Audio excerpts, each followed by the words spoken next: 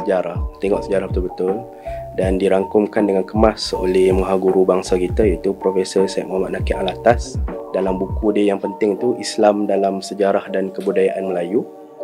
Beliau menjelaskan bahawa tanpa Islam tak ada Jawi.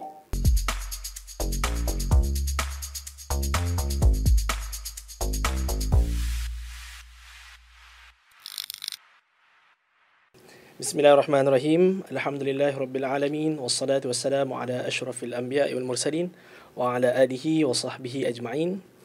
Qala rabbi shrah li sadri wa yassir li amri wahlul 'uqdatam min lisani yafqahu qawli.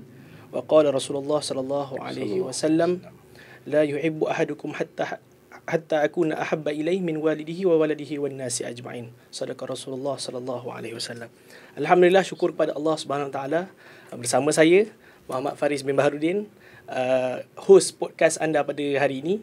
Dan pada hari ini juga insya-Allah kita akan membincangkan ataupun berdiskusi tentang tajuk yang sangat famous ataupun yang sangat baik untuk diambil ibrah dan manfaat daripadanya. Dan bersama-sama dengan saya adalah panel yang tidak asing lagi di kalangan orang penggiat ataupun pelopor ataupun yang mengaji tentang tajuk yang akan kita bincangkan ini. Adalah panel yang ada di sebelah saya, saudara ataupun Cik Syukri daripada Akademik Jawi, betul kan? Ya. Daripada Akademik Jawi kita. Jadi insya-Allah sebelum daripada kita nak teruskan Cik Syukri untuk kita bincangkan ataupun syarahkan tentang tajuk yang kita nak bahaskan ini, mungkin bak kata pepatah Melayu, tak kenal maka tak cinta. Kalau orang Arab pula kata jika kita tidak mengenali pokok, ni terjemah Melayu ni. Jika tidak mengenali pokok, manakah kita nak kenal apakah buahnya yang akan dia hasilkan. Jadi insya-Allah tanpa membuang masa, saya akan teruskan dengan mungkin sedikit pengenalan tentang tuan mempunyai badan dan akademik dan sebagainya, insya-Allah. A'udzubillahi minasyaitonirrajim. Bismillahirrahmanirrahim. Alhamdulillahirabbil alamin. Wassalatu wassalamu asyrafil anbiya'i wal mursalin wa ala alihi wa sahbihi ajma'in. Assalamualaikum warahmatullahi wabarakatuh. Waalaikumsalam. Tuan Faris, terima kasih. Nama yang diberi, nama saya ialah Muhammad Syukri bin Rosli. Tapi kalau di laman sosial laman sosial nama saya lebih kenali dengan Muhammad Teja. Oh, Muhammad Teja. Dia kata, kenapa nama Muhammad Teja kan? Itu nama manja lah. Oh, nama. Setakat ni saya nak cek, patutlah tak jumpa. Oh, Muhammad Teja. Muhammad Teja sebabnya tu nama pena saya lah. Oh, nama pena. Dari segi latar belakang, saya sebenarnya kalau untuk panggil ustaz, saya bukan ustaz lah. Oh, ya ke? Baru nak start. Sama lagi saya. Baru nak start. Betul lah. Saya latar belakang saya sains. Sekolah sains. Lepas tu jurusan sarjana muda pun saya mengambil geologi. Kaji bumi. Di Adelaide, Australia. Di bawah tajaan Petronas. Tapi Allah takdirkan kehidupan saya berubah. Lepas saya dapat degree tu daripada Adelaide, Australia tu, saya balik tahun 2009. Saya tak dapat kerja dengan Petronas. Okey. Saya mula balik lah. Baru nak start kan. Mula balik kehidupan, mencuburi bidang penerbitan tahun 2010 begitu di Al-Amin Surf Holdings sebagai editor penyelidikan. Kemudian tahun 2012 pada masa yang sama saya menyertai Worldview of Islam Series, WISE, anjuran Himpunan Keilmuan Muslim Hakim. Dan pada masa yang sama juga saya meneruskan bidang sarjana atas jemputan dan undangan mahaguru kami Profesor Wan Muhammad Noor Wan Daud ke CASIS, Center for Advanced Studies on Islam, Science and Civilization di UTM KL.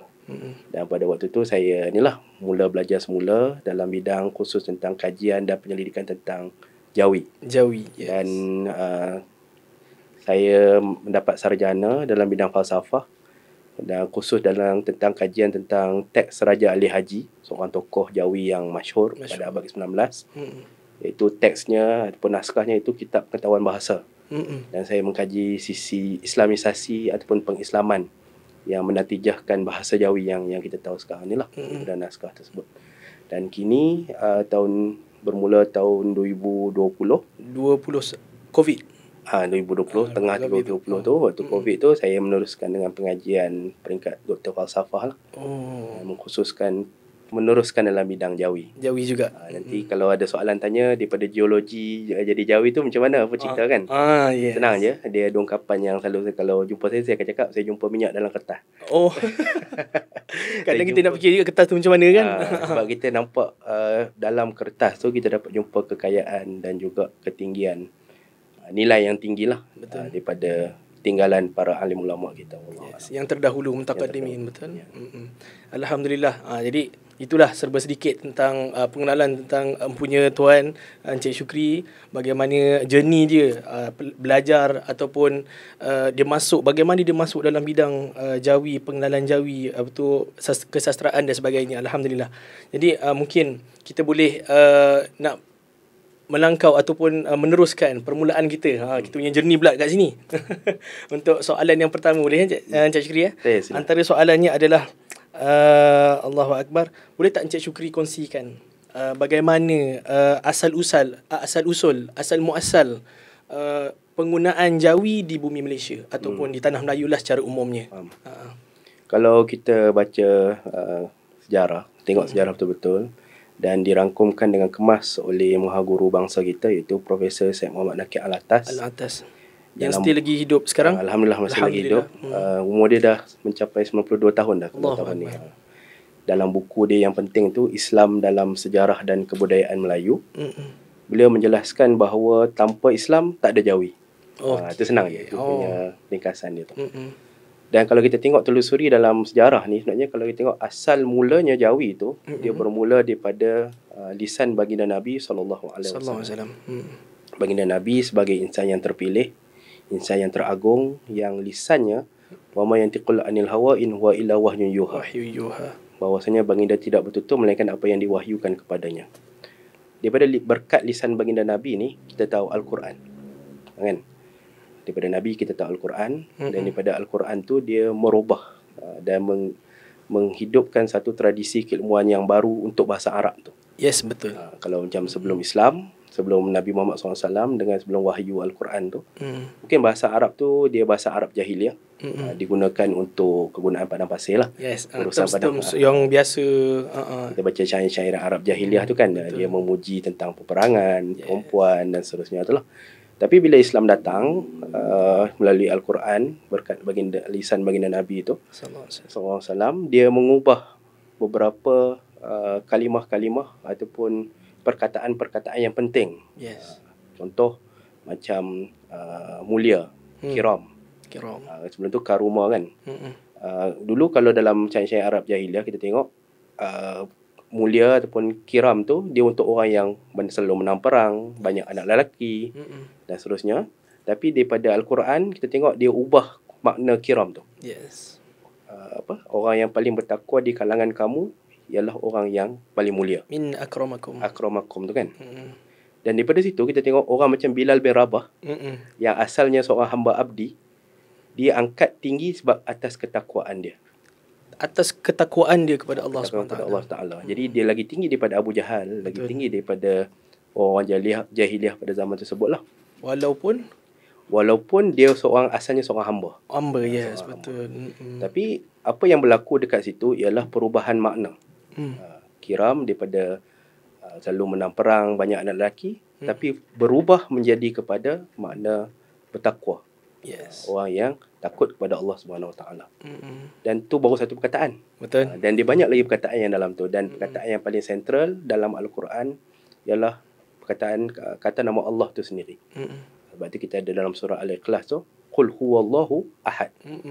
Dan daripada situ kita tahu bahawa memang hakikat agama Islam ialah untuk mengesahkan Allah Subhanahu Wa Taala. Betul. Jadi bahasa Arab daripada bahasa jahiliah, berkat Islam, berkat daripada wahyu, dia berubah menjadi bahasa Islam yang pertama. Dan itu Allah SWT aturkan semula makna-makna dia tu, dan proses pengaturan makna mengikut cara fikir dan juga worldview Islam tu. Itu yang dinamakan proses tu ialah pengislaman bahasa. Dan bahasa Arab ialah bahasa pertama yang diislamkan. Allahu Akbar. Dan daripada perkembangan pengislaman bahasa tu, maka berkembanglah tradisi keilmuan bahasa Arab. Sebab orang nak baca Quran, nak tahu tentang selok belok agama Islam ni, dia kena menguasai bahasa Arab. Yes. Dan bila di situ terdapat keperluan untuk membina satu tradisi keilmuan bahasa Arab, ataupun dalam jargon sekarang ni kita sebut sains bahasa Arab. Sains bahasa Arab pun ada juga. Linguistik Arab lah pada waktu okay. tu.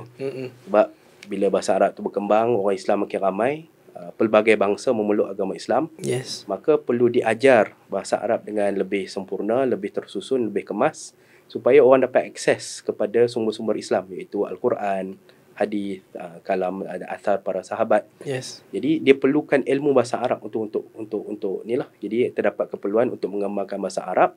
Dan kalau kita tengok dari sisi sejarah keilmuan Islam, ilmu bahasa Arab tu antara ilmu yang terawal yang berkembang. Betul. Macam contoh, kamus yang terawal dalam tradisi keilmuan Islam tu kamus Kitabul Ain. Kitabul Ain oleh Al-Khalil Al-Farahidi. Abad ketiga Hijrah. Guru kepada Sibawai. Sibawai saya. Guru kepada Sibawai. Jadi dia ilmu yang awal yang berkembang. Sebab apa? Bahasa Arab ni kita guna untuk tafsir, untuk hadis dan semua bidang-bidang ilmu yang lain lah. Dan bila bahasa Arab ni jadi ilmu pertama yang berkembang, dia menjadi satu ilmu yang antara yang paling canggih lah. Dan barangkali kalau pada pemerhatian saya, dia antara ilmu bahasa yang tercanggih dalam dunia. Allahu Akbar. Alhamdulillah. Sebab apa? Daripada tu dia ada, kalau tengok tradisi tu, kamus dia lah. Kalau contoh kita cakap kamus Lisanul Arab tu sendiri kan. Kalau dia yang diterbitkan sekarang tu 9 jilid kan. Betul. Namanya Kamus Lisanul Arab. Lisanul Arab oleh Ibn Manzur. Sekitar abad ke-14 kalau tak salah saya. Dia 9 jilid dia punya kandungan dia tu kan. Besar. Besar. Dan tradisi tu ada sepanjang zaman sehinggalah abad ke-19. Betul. Yang diakhiri oleh Murtada Az-Zabidi dengan kitab kamus dia tu Tajul Arus. Tajul Urus. Di tradisi perkamusan tu kita ambil satu contoh tadi perkamusan. Kita tengok tradisi nahu dia. Yes. Tradisi saraf dia, tradisi dia semua. Dan daripada itu dalam Syekh Attar, seorang Syekhul Azhar, dalam buku dia Jam'u Jawami', dia menyebutkan ilmu bahasa Arab ni dia berkembang menjadi sampai 12 bidang ilmu. Nak kata besar dan luasnya luas ilmu bahasa Arab. Besar dan daripada ilmu nahu, saraf, insya', istiqa', semua tu lah. Sampailah ilmu tentang sejarah bahasa Arab pun menjadi satu bidang ilmu juga. Yes, betul. Sebab tu kita ada tabakat ataupun biografi para alim ulama Arab, ilmu bahasa Arab ni yang kita ada. Hatta sampai tahap biografi ulama. Biografi pun menjadi satu bidang ilmu. Yes, betul. Menjadi satu bidang ilmu. Yang besar lah dan canggih lah ilmu bahasa Arab. Betul. Dan sampai tahap tu dia mempengaruhi bahasa-bahasa lain. Ni yang peringkat kita nak tanjawi tu. Kalau kita tengok dalam sejarah peradaban dunia selepas Islam, world history selepas Islam, paling tidak terdapat 60 bahasa yang berpengalaman menggunakan huruf Arab dalam bahasa mereka masing-masing. Apa tu? Daripada Afrika, yang dikenali dengan bahasa ataupun huruf Ajami. Ajam, yes. Lepas tu kita ada yang utama ni, ada 5 bahasa utama lah. Arab tu sendiri berkait huruf Arab lah. Kedua, bahasa Farsi. Oh, Farsi. Okay. Sampai sekarang menggunakan huruf Arab. Kemudian bahasa Turki dulu, Osman Le tu pernah berpengalaman menggunakan huruf Arab hinggalah tahun 1924 digantikan dengan huruf Turki. Huruf Turki yang sekarang ni. Kemudian Urdu pun sama juga. Urdu sampai sekarang masih menggunakan huruf Arab. Belah Selatan Hindi dan sebagainya. Benua kecil India, Pakistan, India tu. Dan bahasa kita ni, bahasa Melayu. Bahasa Melayu sebelum dirumikan lah. Sebelum dirumikan ni. Jadi tu 5 bahasa besar umat Islam yang dunia yang menggunakan huruf Arab, selain daripada yang ada 60 yang tadi saya sebut tu. Di Afrika pernah ada pengalaman, hatta di Spanyol, sewaktu zaman kerajaan Andalusia dulu. Andalusia, yes. Hatta di China. Di China pun orang Muslim China bila dia masuk Islam, mereka juga menulis bahasa Cina Mandarin mereka tu dalam bahasa dalam huruf Arab tu lah, yang dikenali sebagai bahasa Jiao Erjing. Itu juga orang Tamil di selatan benua India. Mereka bila menulis karya mereka dalam huruf Arab tu dikenali dengan bahasa Arwi. Bahasa Arwi. Bahasa Arwi yang terkenal di Tamil Nadu dan juga Sri Lanka. Jadi bahasa Arab dan tulisan Arab ni tersebar sampai ke seluruh dunia lah. Macam zaman kita sekarang juga, bila bahasa Inggeris ataupun bahasa Barat ni tersebar, bangsa-bangsa ni mengambil huruf Latin untuk bahasa mereka. Apa yang saya ingin tekankan, sebenarnya susur galur Jawi itu dia mempunyai sejarah yang sangat panjang. Betul. Dan kalau kami di Akademi Jawi dan kita mengikuti jejak maha guru kita, Prof. Syed Nakil Alatas, dia nak meletakkan bahawa susur galur jawi itu dia bertolak daripada lisan baginda Nabi Muhammad SAW. Yang paling asas sekali kita kena letakkan. Sebab senang balik pada yang saya sebut tadi, tanpa Islam tak ada jawi lah. Yes, itu asalnya, alhamdulillah. Jadi nak katanya sejarah bagaimana tulisan Jawi itu berubah ataupun mempengaruhi pelbagai bahasa yang ada dekat dunia sekarang ni kan.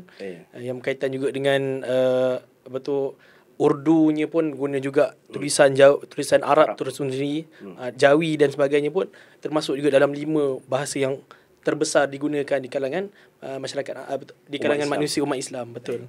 Jadi insya-Allah mungkin kalau kita tengok kan Encik Syukri kan, dekat Malaysia ni sendiri, penggunaan bahasa Jawi atau tulisan Jawi lah kita katakan, tulisan Jawi ni kita boleh nampak di papan-papan tanda, kalau kita tengok di kitab-kitab lama, kitab-kitab tua menggunakan tulisan Jawi itu sendiri, dan kita tengok tulisan Jawi itu sendiri ada perubahan dari semasa ke semasa, betul?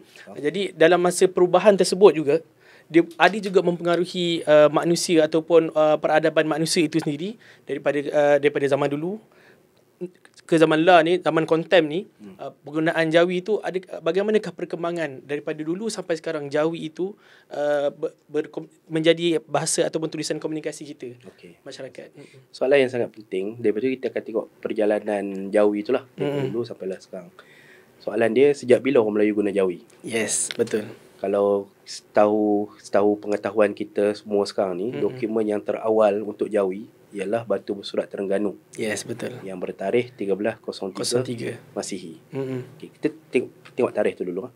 1303 Masihi, apa yang terjadi dalam sejarah dunia pada waktu tu? 100 tahun sebelum tu, kejatuhan Baghdad di tangan Mongol. 12 berapa macam tu lah, pertengahan abad ke-13.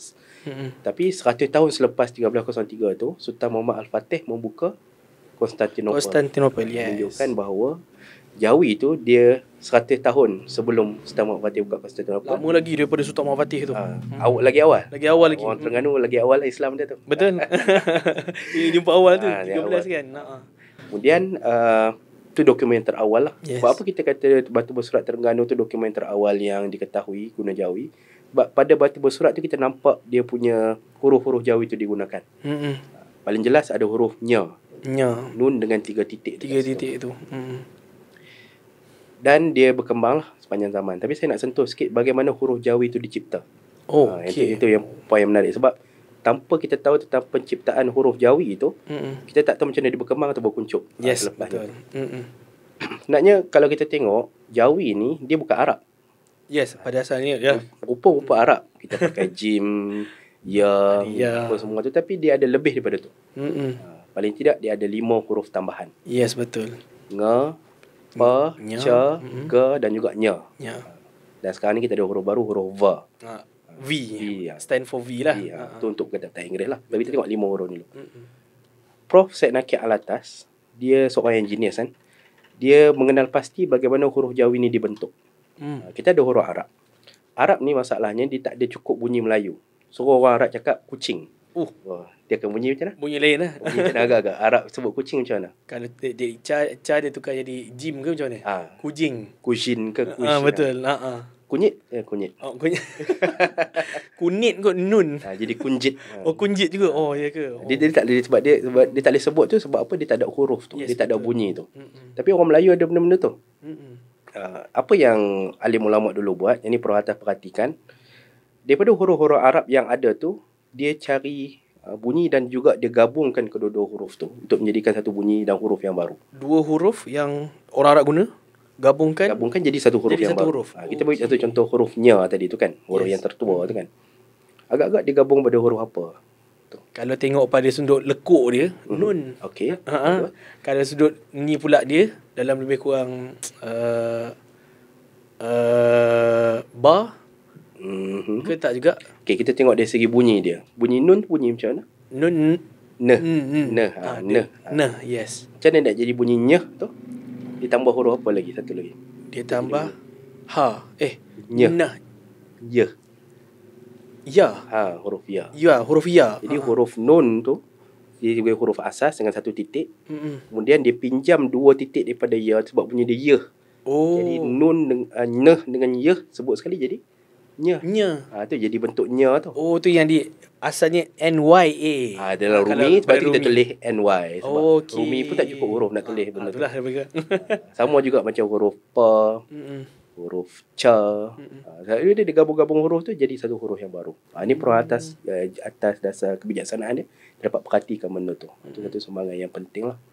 Jadi bila kita tengok apa dah ada huruf Jawi, dah ada perkembangan dia, maka dia berkembang lah. Sebab tu kita tengok bermula pada abad ke-15, kita jumpa tokoh macam Syekh Abdul Rauf, Syekh Hamzah Fansuri, Syekh Hamzah Fansuri sebagai bapa persuratan Melayu moden yang pertama. Sebab apa kita kata yang pertama? Sebab sebelum ni kita tak tahu siapa yang mengarang Jawi macam mana kita tahu sekarang ni. Yes.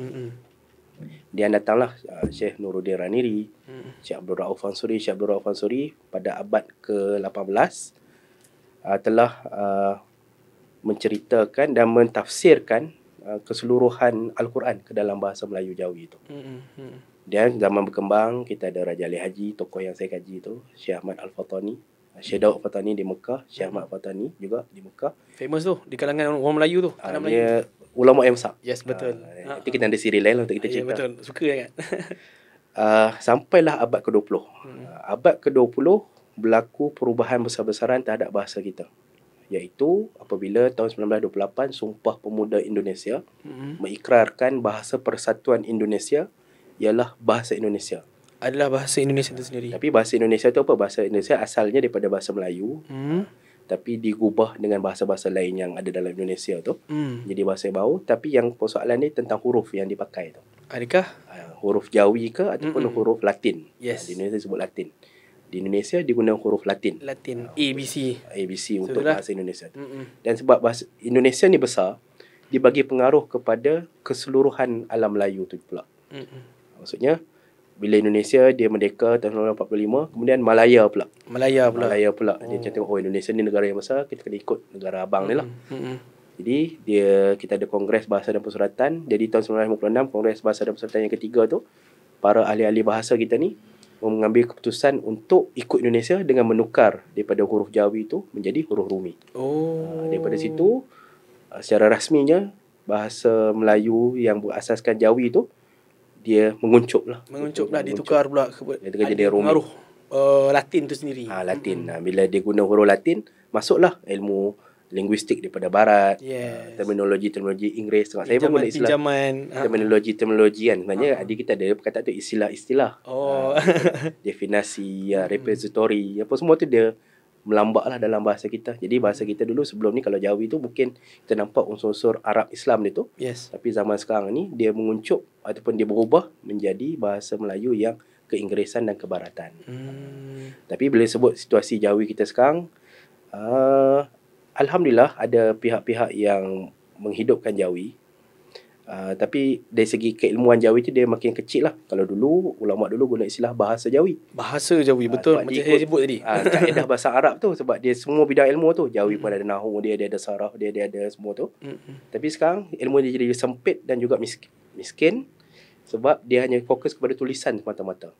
Dan dalam tulisan tu pun dia pun macam ilmu dia tak kemas. Nak mengeja macam ni macam mana, sebab dia tak ada terkaitan dengan bidang-bidang ilmu bahasa yang lain yang dia pernah ada dulu tu. Itu yang menjadi masalah terhadap bahasa Jawi kita. Sehingga wujudnya ada tulisan Jawi diperkenalkan di seluruh sekolah yang ada dekat Malaysia ni menjadi satu akta pula sekarang kan.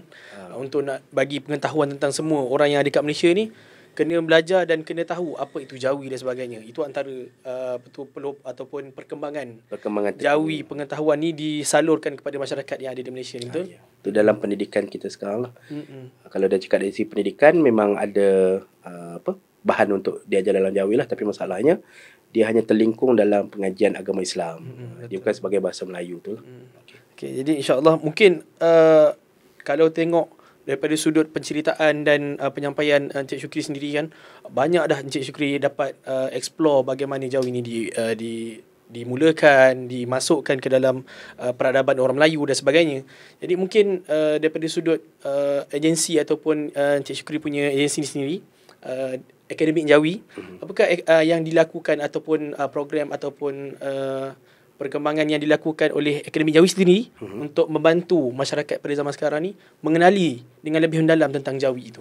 Okay, jadi Akademi Jawi Malaysia, kita punya matlamat penubuhan kita ialah untuk menjadi pusat keilmuan, pusat kebudayaan dan juga pusat persuratan Jawi yang diiktirafi di peringkat kebangsaan, serantau dan juga antarabangsa. Jadi apa yang usaha kita ni adalah syarikat swasta lah. Betul. Nak dapat dana kerajaan tu susah lah. Jadi kita terpaksa hidup sendiri. Untuk apa yang kita buat ialah untuk kita nak menyedarkan masyarakat bahawa Jawi ni dia ada sejarah dia.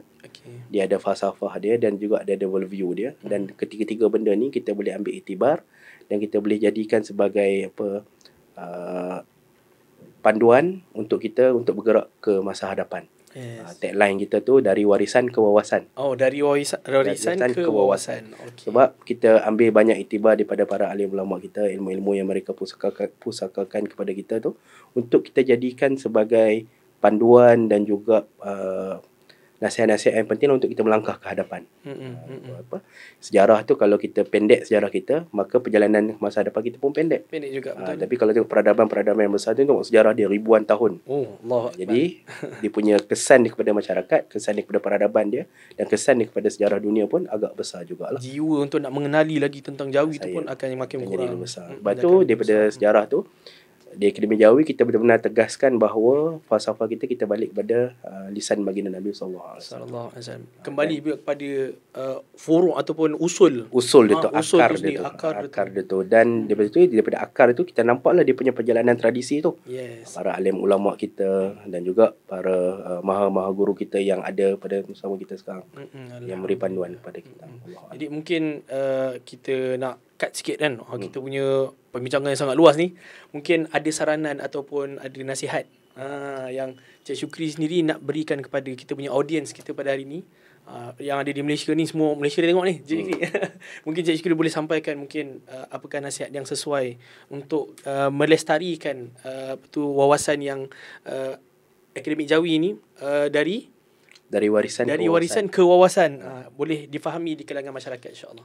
Baik, apa yang penting bagi kita ialah kita dapat mengenalilah insan-insan yang benar, supaya kita dapat mengetahui tentang ilmu yang benar, dan kita perlu ikhlaslah dalam perjuangan kita untuk memahami kebenaran ni. Dia bukan untuk tujuan politik, bukan untuk tujuan kewangan, kekayaan semata-mata. Yes, betul. Tapi sebenarnya kita ni berhutang kepada generasi akan datang. Allahu Akbar. Kalau kita gagal mewariskan tradisi dan juga khazanah keilmuan ini dengan baik kepada generasi akan datang, maka generasi akan datang akan menyalahkan kita dan terus melupakan dan menyalahkan kita. Yes, betul. Mungkin di atas kubur tu dia buat benda yang tak elok lah kepada kita kan. Jadi kita perlu rasa amanah, bertanggungjawab, ikhlas dan juga bersungguh-sungguh juga untuk menghidupkan tradisi keilmuan bahasa Jawi ini. Dengan kita mengenal pasti para alim ulama kita, mengiktiraf dan meletakkan mereka pada tempat yang sepatutnya dan menghargai khazanah persuratan yang mereka tinggalkan. Betul. Dan mengaitkan mereka ni kepada asal punca yang kita sebutkan tadilah, kepada Nabi Muhammad sallallahu alaihi wasallam. Wallahu a'lam. Susah payah sangat kita punya ulama ni yang membukukan, menyusun ilmu-ilmu yang daripada zaman dulu untuk kita sekarang ni, untuk kita telaah saja. Kira macam sedah disuruhkan bantal ataupun sudah disediakan makanan untuk kita makan saja, bukan untuk kita nak baru nak ambil dan sebagainya, betul tak? Jadi insya-Allah itulah antara sedikit nasihat daripada Cik Syukri. Jadi antara kesimpulan yang boleh saya dapat ambil dekat sini adalah kita janganlah melupakan sejarah kita. Sejarah kita, yang mana sejarah kita pula, apatah lagi sejarah kita tu yang berkaitan dengan agama yang sedang kita ajungti sekarang ni, iaitu agama Islam. Yang mana Jawi ni kita dah tahu dah daripada Cik Syukri tadi, asal muasalnya adalah daripada bahasa Arab, dan bahasa Arab ni telah diislamkan dengan pengislaman bahasa. Yang seperti mana yang disebutkan oleh Cik Syukri tadi, bagaimana Islam ni masuk dalam bahasa Arab, dan bahasa Arab ni terus menjadi berkembang disebabkan kemuliaan Islam itu sendiri. Alhamdulillah. Jadi insya-Allah tanpa melengahkan masa, saya pun ingin mengundur diri juga. Mengundur diri dulu. InsyaAllah kita tamat sekali di sini saja. Terima kasih Cik Syukri kerana sudi bersama-sama dengan kami untuk berkongsikan sedikit ilmu tentang bagaimana Jawi ini bermulanya, sejarah, dan sampailah bagaimana Jawi ini berkembang pada masa kini. Alhamdulillah. Jadi insyaAllah itu saja. Wabillahi taufiq wal hidayah. Wassalamualaikum warahmatullahi taala wabarakatuh. Jangan lupa subscribe, like dan share video podcast pada hari ini. Semestinya YM Podcast, santai, contemporary dan berhikmah.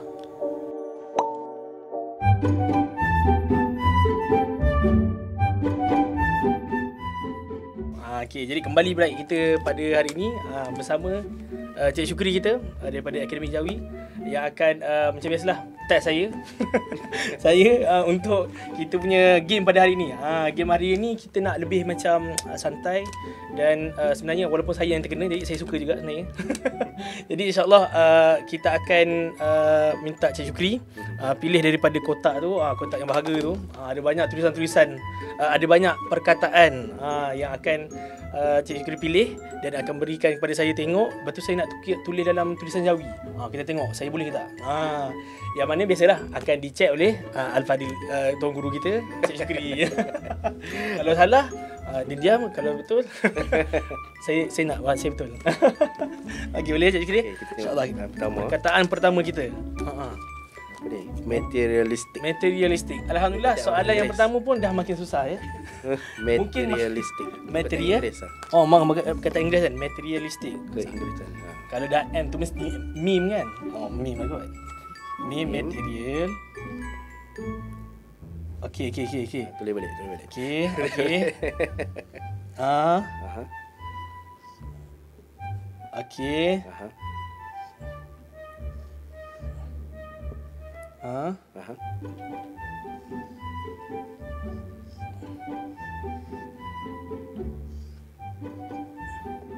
Bismillah, ya Allah, betul ya Allah. Okey, kita tengok dulu boleh Bismillahirrahmanirrahim. Kamera dulu. Okey, kamera. Okey. Nampak tak? Materialistik. Ini saya rasa macam yang bahagian dia ada banyak bahagian ni.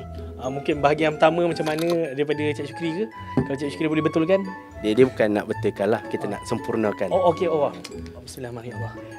Maknanya dia kalau Jawi ni, sebab dia perkataan Inggeris kan. Jadi bila perkataan Inggeris ni, kita akan eja sebiji-sebiji lah mengikut huruf rumi dia tu, materialistik. Jadi betul lah, materia. Ni kena check ni. Ada macam hilang huruf ni kat sini. Ya ke? Okey. Ni tik ni betul. Agak-agak apa huruf yang hilang? Kalau dah list mesti I. Mesti ya. I pula kena kita tambah ya lah kat situ. kena tambah ya. Okey, boleh Cik. Cik ya Allah. List. Ingatkan dia list. List tak boleh, dia list.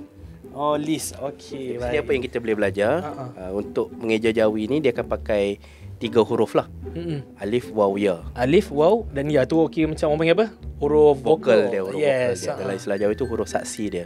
Betul. Alif tu untuk bunyi A, ya tu untuk bunyi I dan juga E. Kalau U pakai huruf apa? Waw. Kalau O? Kalau O, waw juga. Kalau ada satu lagi bunyi. Ada bunyi. Alif. Tiba alif pula bukan. Ya.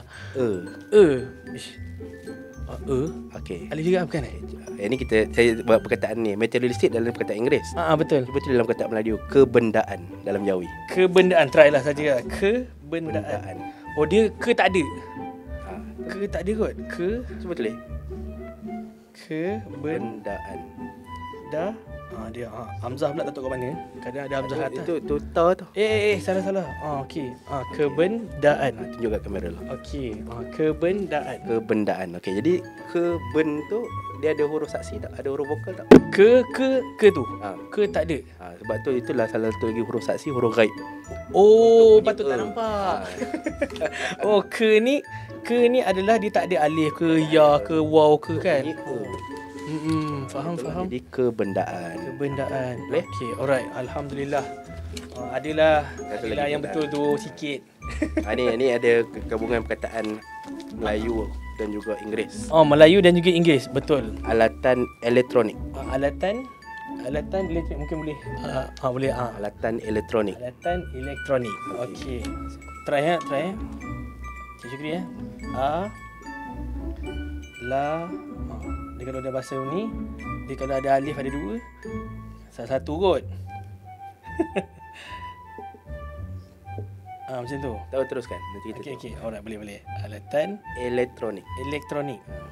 Macam tadi baru belajar tadi. Dia kena penuh. Ya.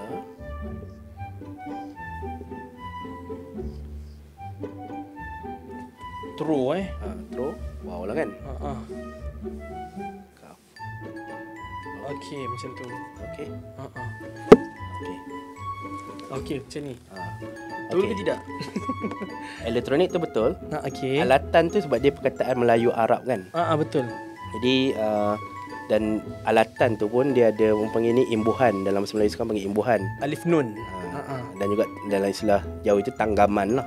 Oh. So biasanya kalau dia ada imbuhan ataupun tanggaman ni, dia tak ada alif nun tu, dia terus nun je. Oh, okey. Tapi la dia betul tak? Saya duk takutnya la ni. Okey, dia sebab apa? Dia asal perkataan alat tu daripada Arab kan. Betul. Alif lam ta marbutah katanya. Marbutah. Ha. Tapi bila dia dah sambungan nun, dia buka lah balik ta marbutah tu. Hanya buka saja tanpa menambahkan Tanpa pula alif. Jadi apa-apa perkataan yang ada imbuhan nun di belakang, dia tak perlu ada alif lah untuk sebelum nun tu. Tak perlu ada alif untuk sebelum nun. Walaupun dia, tapi ada juga perkataan yang ada alif, tapi yang ni tak ada lah. Tak ada alif. Contoh perkataan kajian. Cuba tulis kajian. Kajian. Okey, bismillah. Dalam masa yang sama, dalam soalan tu pun ada, dalam soalan baru pun ada, ya Allah. Okey, kajian. Ka. Okey. Ji. Dia kena ada alif ke tak? Kaji. Sebab dia 6 perkataan ke macam mana? Sebab dia ada belakang tu imbuhan kan? Betul. Okey. Kajian. Sebab dia ada double, kita tak satu lagi kot. Kajian. Okey. Sama juga macam konsep dia tadi, walaupun dia dia bunyi belakang dia ya, kaji, tapi bila dia ada imbuhan belakang nun tu, dia pun tak perlukan kepada alif. Jadi kajian sahaja. Ya ni pun memang satu je lah. Satu je. Saya duduk risau tempat lain tapi tempat lain salah. Ada juga macam tu. Okey. Kajian. Okey. Itu contohlah bila dia sambung dengan imbuhan belakang nun, jadi dia tak perlu ada alif dekat sebelum nun tu. Okey, faham. Alright. Seterusnya mungkin yang terakhir ke? Terakhir ya. Yang tiga lah. Lagi susah. Saya pun tak tahu nak ejanya. Oh, ya ke? Okey, psikologi karakter. Okey. Sebutan dia kalau ikut Jawi baku, Melayu baku, psikologi. So dia dah tak ada P lah maknanya. So kita tak perlu nak karakter fa ke pa. Kalau saya lah, kalau saya nak tulis Jawi dia tu, saya akan eja psikologi. Psikologi karakter. Mungkin saya akan cuba tulis lah. Try gunakan psikologi. Tu dah bagi hint dah tu. Kalau saya tulis pa ke tak tahulah. Psikologi Okey. Ajilah burau ni kan.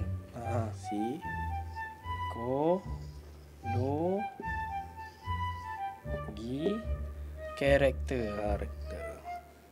Kita kalau dia akan sebut dalam bahasa Melayu baku tu kan karakter ke karakter. Karakter.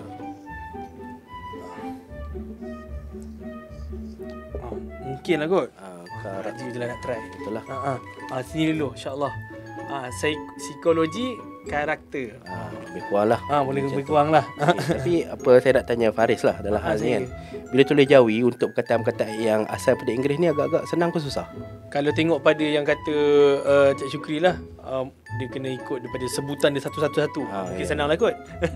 Dia satu segi, dari segi ejaan memang senang. Tapi kalau dari segi dia punya akar kata, sifat Melayu kita tu, dia naknya susah ni nak menulis ni. Oh, ya ke? Si ke sai ke apa, kita tak tahu kan.